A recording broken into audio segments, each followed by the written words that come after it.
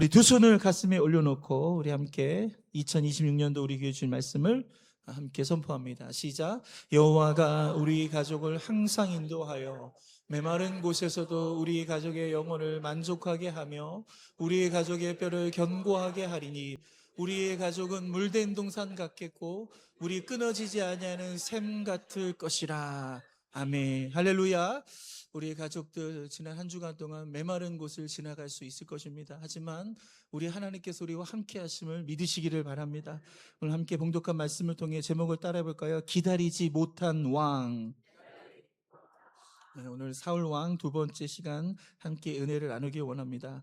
프랑스의 소설가이죠. 알렉상드르 듀마의 소설 몬테크리스토 백작이라는 소설이 있습니다. 여기 주인공이 에드몽 당테스라는 청년이 등장합니다. 그는 굉장히 유명한 선원이었어요. 이제 곧 선장이 될 준비를 하고 있었고 그의 사랑하는 여인 메르세데스와 결혼도 앞두고 있었습니다. 그런데 이 에드몽 당테스 주변에는요, 그를 음모하고 그를 시기하는 많은 사람들이 있었어요. 그래서 많은 사람들이 그를 고발하고 많은 사람들이 그의 음모를 뒤집어씌워서 그만 이 에드몽 당테스라는 주인공은요, 감옥에 갇히게 됩니다. 너무 억울해요. 죄가 없는데 검사마저도 돈의 매수가 되어서 그는 억울하게 감옥에 갇히게 됩니다. 인생의 깊은 시련에 빠지게 되는 이 경험을 이 당테스는 경험하게 됩니다. 그런데 이 감옥 안에서요, 이 당테스는요, 위대한 만남을 갖게 됩니다. 누구와의 만남이냐면요, 바로 파리아라고 하는 신부예요. 그는 비록 억울했지만, 비록 그는 낭패를 당했지만, 이 신부와의 만남을 통해서 그는 많은 것들을 배워가게 됩니다. 이 신부님은 당테스에게 역사를 가르쳐주고, 철학을 가르쳐주고, 세상의 언어를 가르쳐주고, 세상의 지혜를 가르쳐줍니다. 그래서 그 많은 배움을 얻게 돼요. 그러다가 나중에 이 파리아 신부는요, 원래 굉장한 거부였다고 합니다. 막대한 재산을 갖고 있는데 그것을 한 섬 안에 그것을 숨겨놨었는데 그 지도를 이 당테스에게 알려주는 거예요. 나는 여기서 죽게 된다. 나는 이 감옥에서 나올 수 없으니 너는 반드시 탈옥이라도 해서 그 보물을 갖고 살아가라 라고 하면서 그 신부가 그에게 이 보물 지도를 알게 해줍니다. 결국 이 당테스는요, 탈옥에 성공을 하고 그 섬에 도착해서 그 신부님이 가르쳐 주신 대로 그것을 찾아가서 막대한 보물을 발견하게 되는 거예요. 그래서 그의 신분을 완전히 바꿔버리는 거죠. 그래서 그때부터 몬테크리스토 백작이라고 해서 그는 살아가게 되는데, 평상시에 자기 자신에게 은혜를 베푼 사람들에게는요, 찾아가서 보답을 합니다. 그리고 음모로 인해서 자기를 어려움에 빠뜨렸던 사람들 있잖아요. 자신을 모함한 사람들에게는요, 처절한 복수를, 그 힘과 권력을 가지고 복수를 하는 그 이야기가 이 소설입니다. 여러분, 이 소설의 분류가요, 복수국이에요. 여러분, 복수국처럼 통쾌한 게 없잖아요. 그렇죠? 막 원수를 복수하고 날 때 같은 어떤 희열이 이렇게 느껴지지 않습니까? 이 소설을 읽을 때 우리가 그런 마음이 듭니다.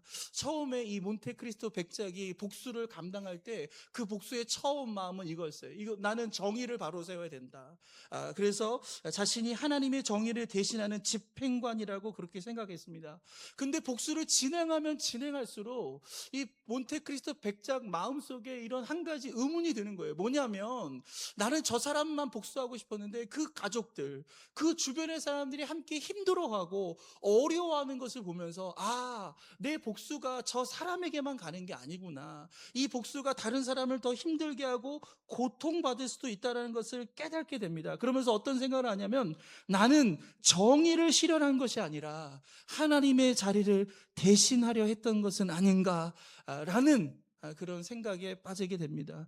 여러분, 결국 당테스는요, 심판자의 자리에 내려와 자비를 선택하죠. 마지막 자신을 모함했던 그 사람에게 원수를 갚아야 될 그 기회가 딱 있었는데, 원수를 갚는 대신에 그에게 자비를 베푸면서 이 소설이 마지막에 이런 말을 남기게 됩니다. 우리 같이 한번 읽겠습니다. 시작. 하나님께서 인간에게 미래를 밝혀주시는 날까지 인간의 지혜는 두 단어에 담겨 있다. 기다리고 희망하라. 여러분, 기다리고 희망하라. 이것이 알렉산드르 뒤마가 이 몬테크리스토 백작이라는 소설을 쓴 가장 핵심적인 그 아이디어 아니겠습니까? 여러분, 인간의 지혜는 이 두 단어 안에 담겨 있는 거예요. 기다릴 줄 아는 거, 할렐루야. 그리고 희망할 수 있는 거, 이것이 참된 지혜인 것을 믿으시길 바랍니다. 오늘 본문에 이 사울 왕도요, 기다리라는 명령을 받았어요. 그런데 그 기다림에 그만 실패하고 맙니다. 오늘 이 이야기를 통해서 하나님께서 우리에게 주신 이 귀한 은혜를 함께 나누고자 합니다. 첫 번째로 사울이 처한 상황은 무엇인지 함께 살펴볼 텐데요. 여러분, 사울이 처한 이 당시 상황, 이 사무엘상 13장의 상황은요, 굉장히 위급한 상황이었습니다. 블레셋은요, 대규모의 병력을 이끌고 이스라엘을 공격하기에 쳐들어왔습니다. 우리 사무엘상 13장 5절 말씀 읽겠습니다. 시작. 블레셋 사람들이 이스라엘과 싸우려고 모였는데 병거가 3만이요 마병이 6천 명이요 백성은 해변에 모래같이 많더라.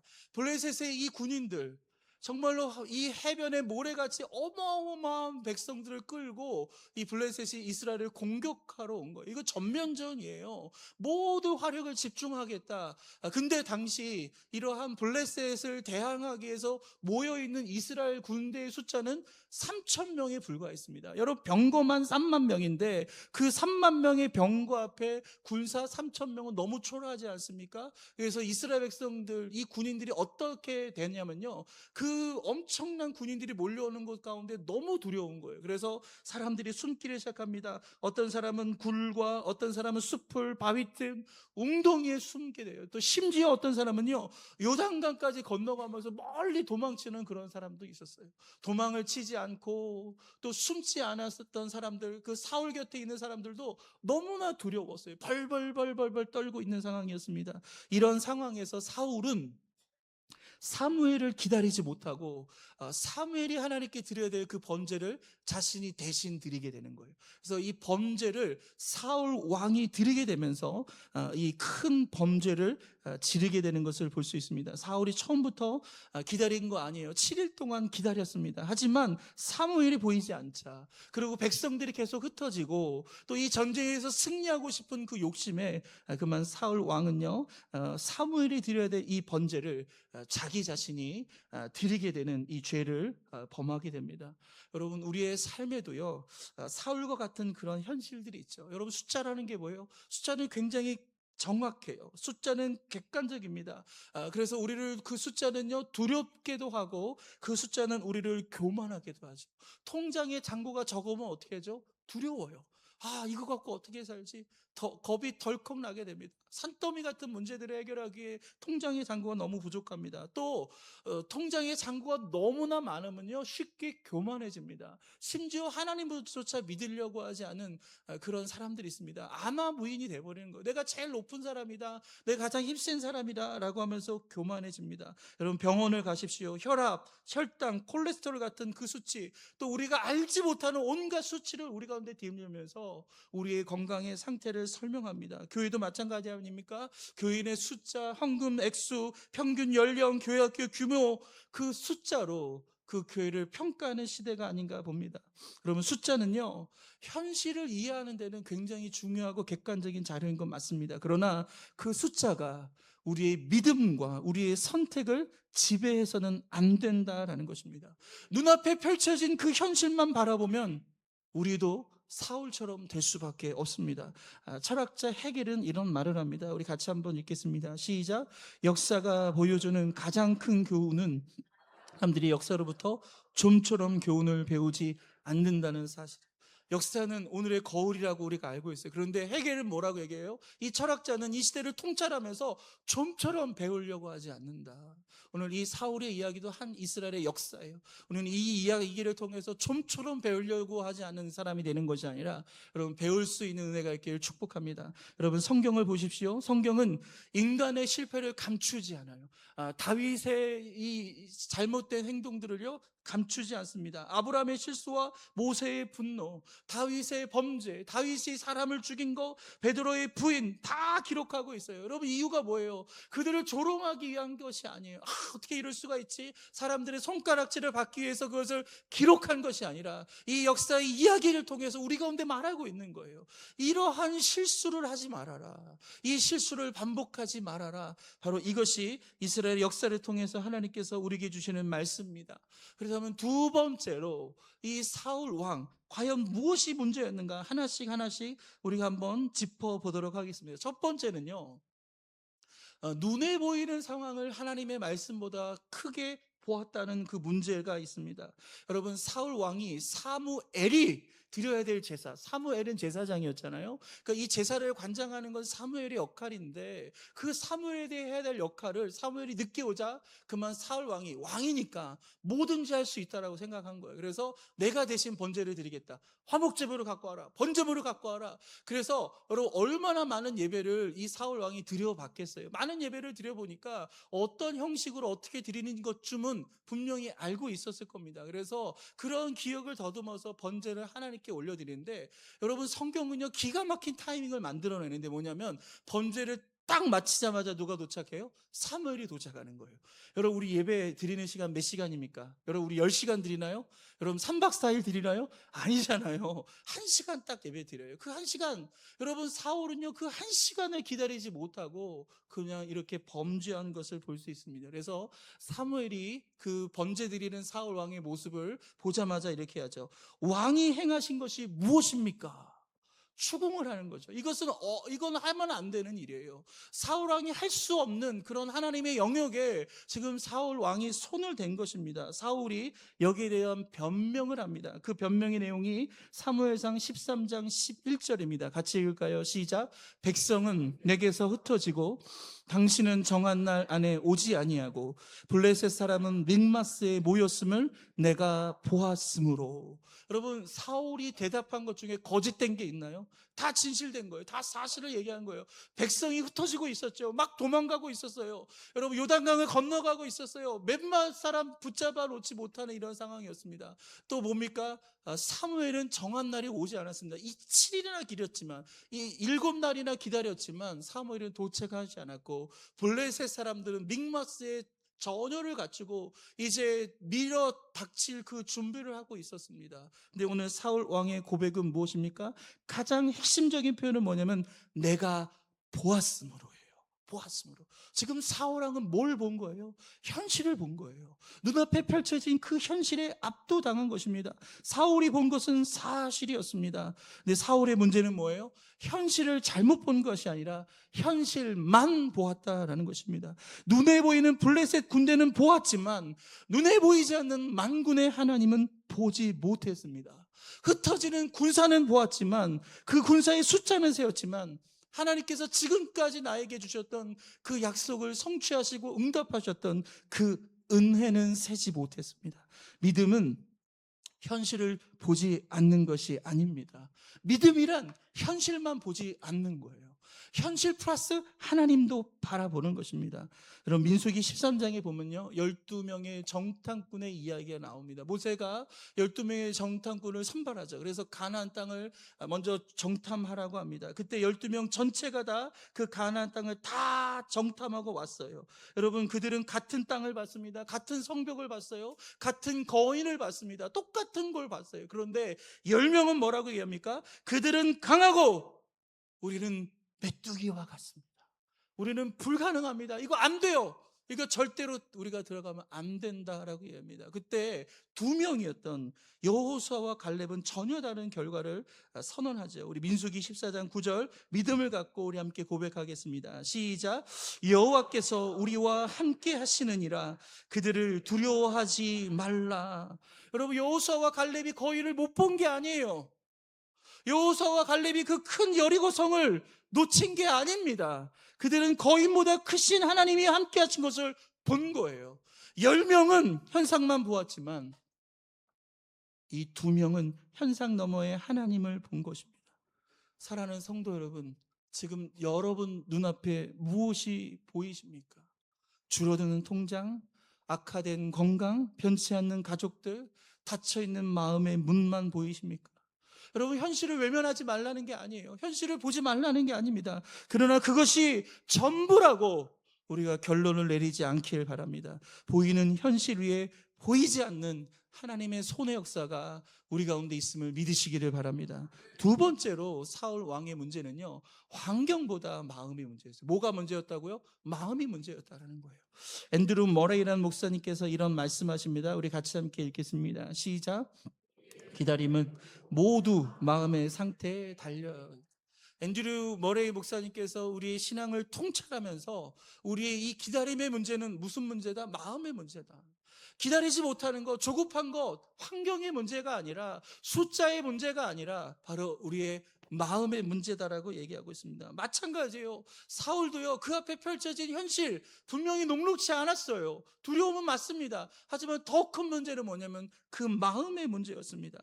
그가 기다리지 못한 근본적인 이유는 환경이 아니라 사울의 마음이었습니다. 우리 사무엘상 13장 14절 말씀 같이 읽겠습니다. 시작. 여호와께서 왕에게 명령하신 바를 왕이 지키지 아니하였으므로 여호와께서 그의 마음에 맞는 사람을 구하여 여호와께서 그를 그의 백성의 지도자로 삼으셨느니라. 여러분, 이것은 사무엘이 사울 왕에게 이제 당신의 나라는 끝입니다, 이제 왕의 자리에서 내려오십시오 라고 지금 영적으로 선언한, 하나님의 말씀을 대언한 그 장면, 그 다음에 있었던 거예요. 그러면서 뭐라고 합니까? 이제 새로운 왕을 세울 텐데 그 새로운 왕은 뭐예요? 여호와께서 그의 마음에 맞는 사람을 구할 것이다 라고 얘기해요. 그렇다면 지금 왜 사울이 폐위당합니까? 왜 사울이 지금 왕의 자리에서 내려와야 합니까? 하나님의 마음에 맞지 않았기 때문에 그런 거예요. 여러분, 하나님의 마음에 맞지 않았다는 것은 하나님께서 개인적인 호감으로 지금 말씀하신 거 아니에요. 너 기분 나빠. 너 아닌 것 같아. 너 이제 그만해. 그 얘기가 아니에요. 하나님은 우리의 중심을 보시는 하나님이세요. 하나님은 우리의 중심을 보시는 하나님이세요. 지금 내가 어떤 마음으로 예배를 드리는가? 내 중심에 하나님으로 가득 차 있는가? 아니면 세속의 것들이 가득 차 있는가? 사실 사울은요, 여러분, 예배를 드리고 하나님을 예배하는 것처럼 보였지만 그의 마음은 온갖 세상에 대한 탐심으로 가득 찼어요. 그 밀려오는 적 앞에서 저 적을 내가 하나님의 도움으로 물리칠 수 있다면 내 이름이 더 영광을 받을 거야. 여러분, 사울의 관심은 하나님이 아니라 자기였어요. 그래서 자기의 이 마음 속에 하나님의 공간은 점점 줄어들고 자기의 마음의 공간이 점점 커졌어요. 사울이 처음에 왕이 됐을 때는 겸손한 사람이었습니다. 겸손하다는 게 뭐예요? 그 마음이 하나님으로 가득 채운 거예요. 근데 시간이 지나면서 그 마음이 변질되고 결국 그 마음 속에 하나님을 계속 밀어내기 시작하고 세상의 욕심과 세상의 탐심과 자기를 향한 그 자랑의 마음이 가득하면서 결국 사울의 마음은 하나님의 마음에 합하지 못하는, 하나님의 그 뜻을 따르지 못하는 그런 마음이 되었습니다. 사울은 하나님의 도움은 원했지만 하나님의 마음은 기다리지 않았어요.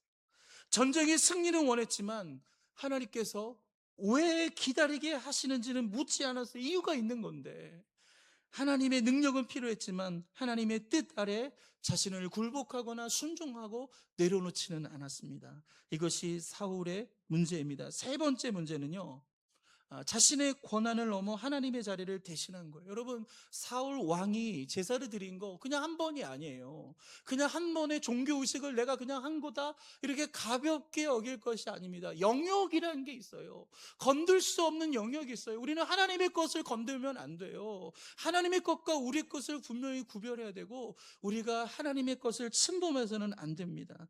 이스라엘 왕은요, 주변 나라의 절대군주와 달랐습니다. 왕 위에는 하나님이 계셨고 왕은 하나님의 말씀 안에 있어야 했습니다. 그러나 사울은 하나님의 지시를 기다리지 않았어요. 이 전쟁 앞에서 사무엘이 사울에게 분명히 얘기한 게 뭐냐면, 사무엘, 나를 기다려 달라고 했어요. 7일 동안 기다려 달라. 그리고 번제를 드린 다음에 우리가 하나님의 지시를 기다리자.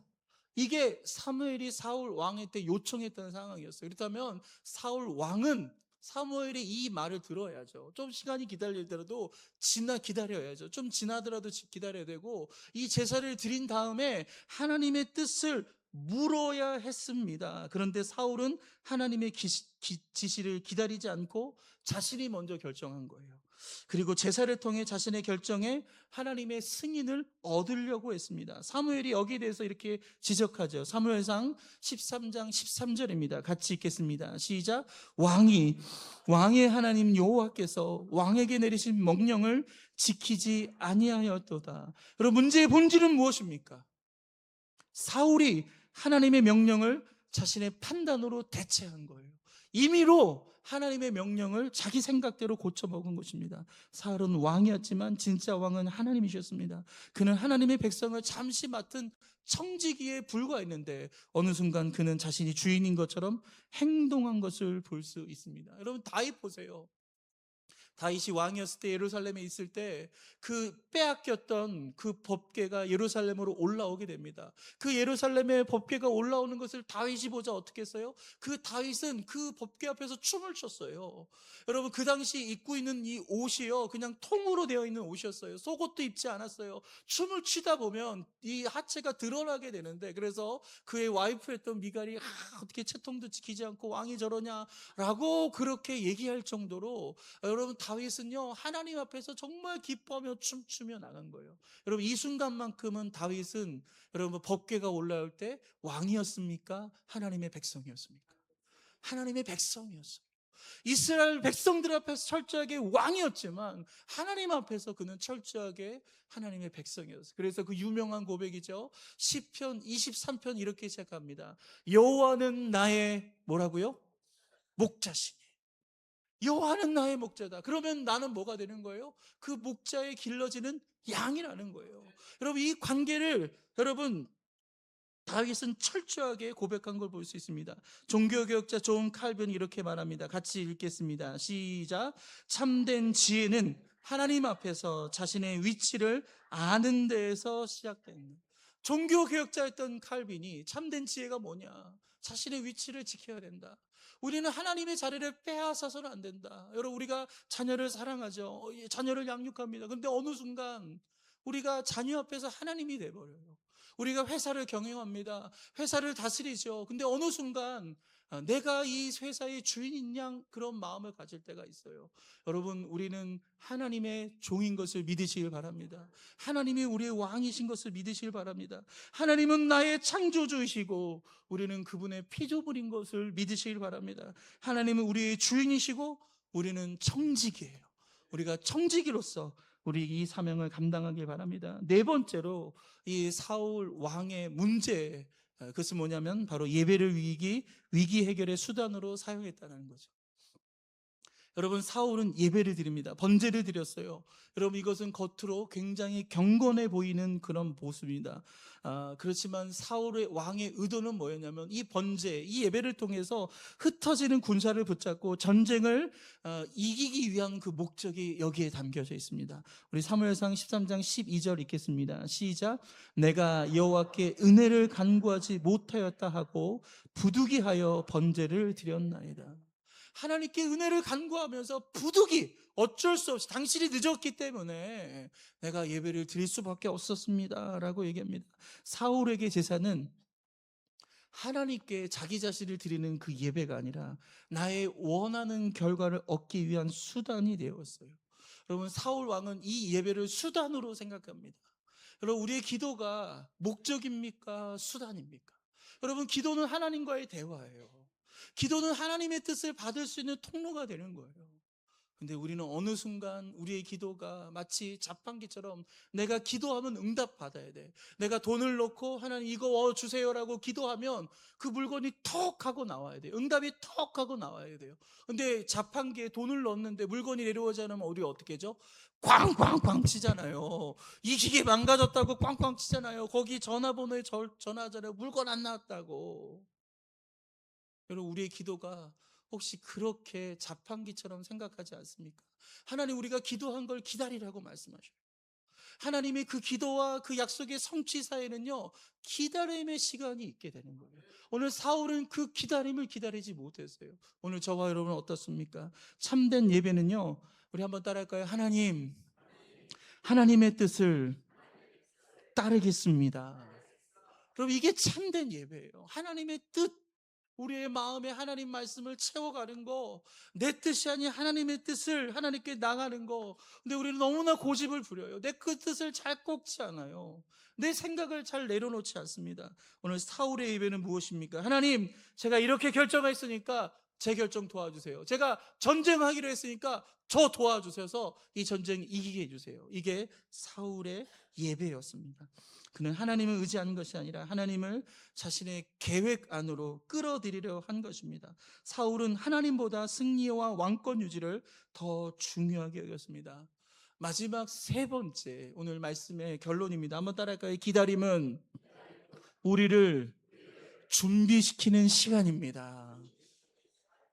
이사야 40장 31절 말씀을 읽겠습니다. 시작. 오직 여호와, 우리 같이 있습니다. 시작. 오직 여호와를 앙망하는 자는 새 힘을 얻으리니 독수리의 날개치며 올라감 같을 것이요 다른 박질하여도 곤비치 아니하겠고 걸어가도 피곤치 아니하리로다. 아멘. 성경의 인물들을 보세요. 다 하나님께 약속을 받았어요. 근데 성취하는 그 동안 굉장히 오랜 시간들이 있었던 걸 볼 수 있어요. 하나님이 약속을 주고 바로 성취한 케이스는 없습니다. 약속과 성취는요, 시간 간격이 있어요. 그렇다면 그 간격을 통해서 여러분 뭘 해야 하는 거죠? 기다리는 거예요. 그 기다림을 통해 하나님께서 우리를 만들어 가시는 거예요. 그 기다림을 통해서 하나님께서 우리의 마음을 단단하게 하고 계시고요. 그 기다림을 통해서 우리가 하나님의 자녀답게 성숙할 수 있도록 기다리고 계시는 것입니다.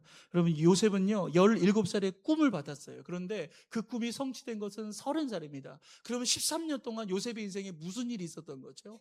여러분, 13년 동안 요셉은요 죽을 뻔했어요. 형들이 그를 죽이려고 했죠. 여러분, 구덩이에 밀어넣었어요. 그리고 그를 미디안 상인들에 팔아넘겼습니다. 갑자기 종이 되었어요. 노예가 되었어요. 그래서 보디발의 집에 가서 종살이를 하게 됩니다. 그리고 모함에 의해서 그가 옥에 갇히는, 옥살이를 하게 되는 그 깊은 경험을 하게 되는 것입니다. 여러분, 그러나 그 시간, 옥에 갇혀 있는 시간, 그 종이 된 시간, 팔려간 시간, 죽음의 위기를 겪어낸 그 모든 시간은 그 약속이 취소된 시간이 아니에요.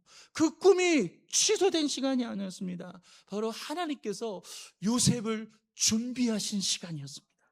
보디발의 집에서는요 사람을 관리하는 법을 배웁니다. 여러분, 보디발의 아내가 유혹할 때 그 유혹 앞에서는요 거룩함을 지키게 됐었어요. 감옥에서는 억울함을 견디면서 맡겨진 일에 충성하는 그 방법을 요셉이 배웠습니다. 요셉은 응답만 기다린 것이 아니라 그 응답을 감당할 사람으로 변화된 거예요. 만약 요셉이 꿈을 꾸자마자 바로 애굽의 총리가 되었으면 여러분, 그걸 감당할 수 있었겠습니까? 요셉이 그 일을 감당했을 수 있을까요? 여러분, 하루 만에 그냥 탄핵되고 나갈 거예요.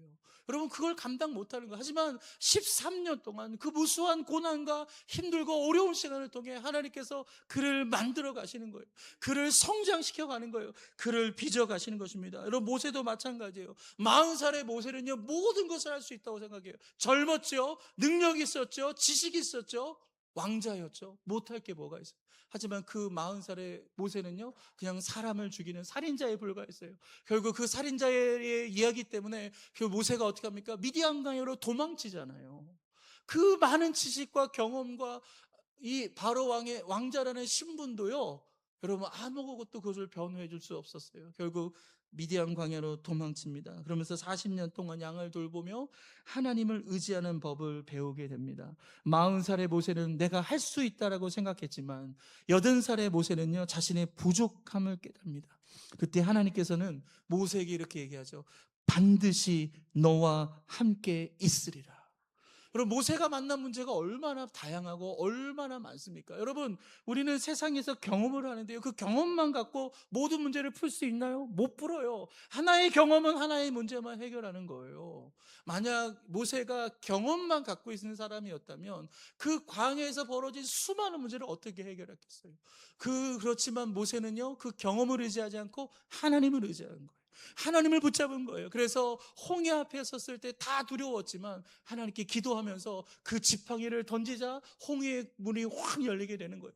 먹을 것이 없을 때 하나님께 기도할 때 만나 매출하게 주셨고, 수많은 적군들이 왔을 때 손을 들어 기도하니까 하나님이 승리하게 하셨고, 그 모든 문제, 그 다양한 케이스, 그 수많은 문제를 하나님이 함께 하시니까 응답받을 수 있었던 것입니다.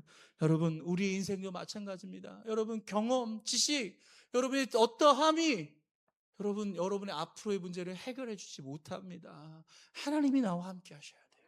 그 하나님을 의지하시기를 주님의 이름으로 축원드립니다. 제가 우리 아이들 어렸을 때 이렇게 여행을 가면, 강릉을 가거나 부산을 이렇게 가면요, 출발하자마자 아이들이 뒤에서 저를 이렇게 물어봐요. 아빠, 언제 도착해? 이제 막 출발했는데, 출발한 지 5분도 안 돼. 아빠, 언제 도착해? 언제 도착해? 그냥 도착할 때까지 한 100번을 얘기하는 것 같아요. 그것도 큰 아들, 둘째 아들 셋이 돌아가면서 저한테 그래요. 그러니까 계속 뒤에서 언제 도착해? 언제. 근데 요즘에 아이들이 좀 컸잖아요. 20살이 되고 이제 어느 정도 크니까, 한 번은 하은이하고 제가 가는데 분명히 그 얘기 할 법한데, 언제 도착해 한데 그렇게 얘기하는 게 아니에요. 하은이가 저한테 뭐라고 하냐면, 아빠 힘들지? 그러는 거예요. 아빠 힘들지? 피곤하지? 저한테 그러는 거예요.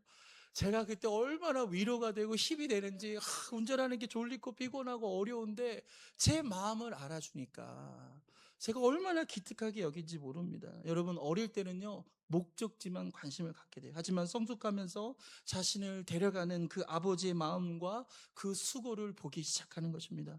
우리의 신앙도 마찬가지. 우리의 신앙이 어리면요, 하나님께 이렇게 묻습니다. 하나님, 언제 응답해 주실 거예요? 언제 문제가 해결됩니까? 언제 제 자녀가 변화돼요? 이렇게 기도하는데 언제 이거 해결해 주실 거예요?